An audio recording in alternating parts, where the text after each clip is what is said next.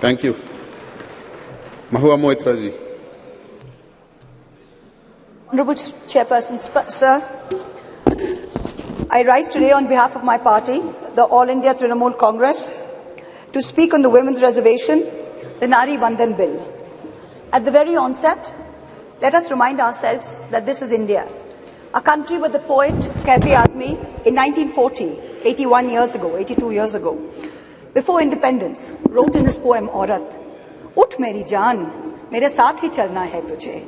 जन्नत एक और है जो मर्द के पहलू में नहीं, उसकी आजाद रविश पर भी मचलना है तुझे, बन के तूफान छलकना है, उबलना है तुझे, उठ मेरी जान, मेरे साथ ही चलना है तुझे."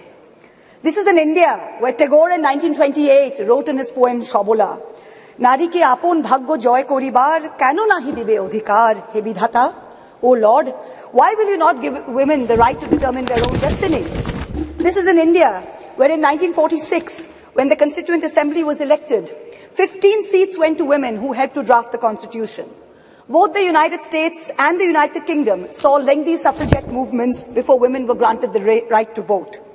India's founders in 1947, April, agreed to the principle of universal adult suffrage, giving simultaneously the right to vote to women and to men. There was never any question of denying women the right to vote while giving it to men. All 15 members of the Constituent Assembly who were women rejected the demand for any special women's reservation on July 18, 1947. Member activist Renuka Roy noted that Vijayalakshmi Pandit has not been selected because she is a woman, nor was sex made a bar to the appointment. It is her proven worth that has been responsible for her appointment to the high office of ambassador to a land. The demand for special reservation is an insult to our intelligence and to our capacity. So sure were our founding mothers that this great land would not deny her women their rightful place based on merit. But alas, it is 75 years later. And today it is both my pride and my shame that I stand here as a woman in India's parliament speaking on a women's reservation bill. It is my pride that I belong to the All India Trinamool Congress, a party that sends 37% women among its members to parliament.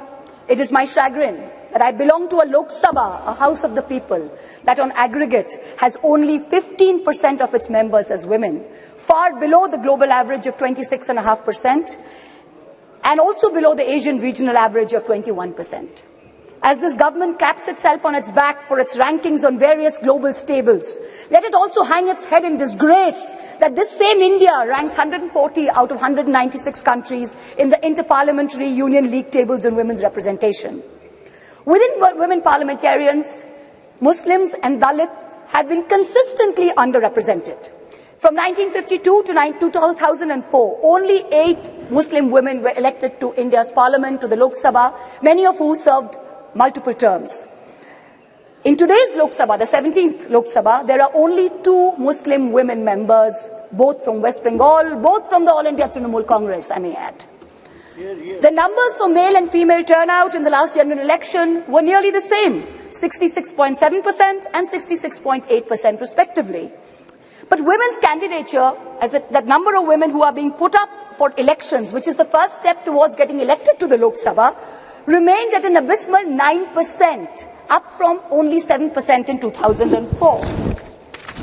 As we started our innings yesterday, our new innings in this newly constructed temple of democracy, our Honourable Prime Minister grandly proclaimed that it seemed he was ordained to perform many important tasks for this country, including this one. And then with much fanfare, this government introduced this bill, claiming credit as usual for a groundbreaking move. But wait, what does this bill really say?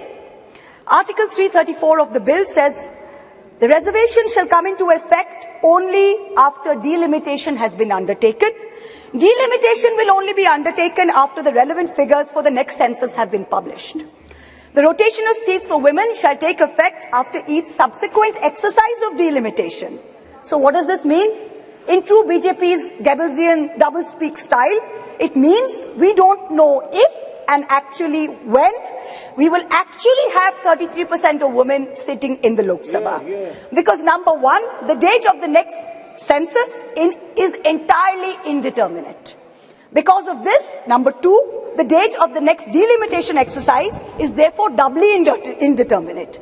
It is also controversial, as my esteemed colleague Kanimoji from the DMK spoke. She said, according to the data, we will have an increase of 0% in the number of seats for Kerala, 26% for Tamil Nadu, but a whopping 79% increase for both Madhya Pradesh and Uttar Pradesh.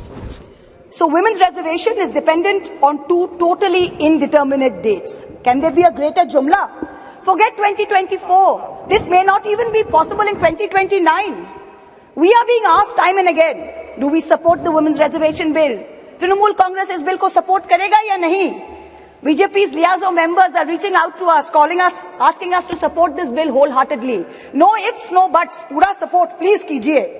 To them we say very clearly, we not only support a women's reservation bill, but in truth, it is Mamata Banerjee, India's only female chief minister today, who is the mother of this bill, who has given birth to the original idea where she has unconditionally sent 37% of women MPs to this parliament on her ticket. What you have brought here, what this government has brought here today, is not a women's reservation bill. It is a women's reservation rescheduling bill and should be renamed as such. Its agenda is delay. Its agenda is not reservation. The endless dithering over when there will be the next census, when there will be the next delimitation, will only ensure that the urgent need of reservation for women in elections to the parliament and to state legislatures will be indefinitely delayed yet again. Alas, this is not the historic bill that it is being touted as. It is a sham. And for the women and the men and the girls and the boys who will be the future women and men of India, we had better recognize this because it is staring at us in the face. And I also hope that a sufficient number of amongst us, the current members of parliament, also recognize this bill for what it is, which is a sham. The question of women's reservation requires action, not the placebo of legislatively mandated procrastination. To the government and the ruling party, I say this: give us this day our equal rights. We hold up half the sky. Give us at least a third of our earth. Mamata Banerjee and the Trinamool Congress have already walked the talk. We don't need to go on record to show this country that we support this bill. We have already sent more MPs than what this bill even envisions. It is you, this government, this ruling dispensation that needs to go on record. You need to support us, not the other way around. You need to send more than 33% MPs to this parliament. When this government wanted to protect cows, and I support the move, make no mistake, you did not wait to count the number of cows. You did not wait to see whether the cow was a Jersey or a Gir or a Sahiwal. You just went and built the cow shelters. Are we women any less that we have to wait while you count numbers and you draw lines? We don't need any more vandans. We don't need any more vandanas. Thank you very much. What we need is direct action. Honorable Prime Minister, this is your moment to really show us all कि मोदी है तो मुमकिन है. Implement the reservation bill immediately based on today's voters list. Send 33% women to parliament. Send 33% women to parliament in 2024 from the BJP the way our party has done. Support us unreservedly. In conclusion, I can only echo the poet Rihanna Ruhi's words.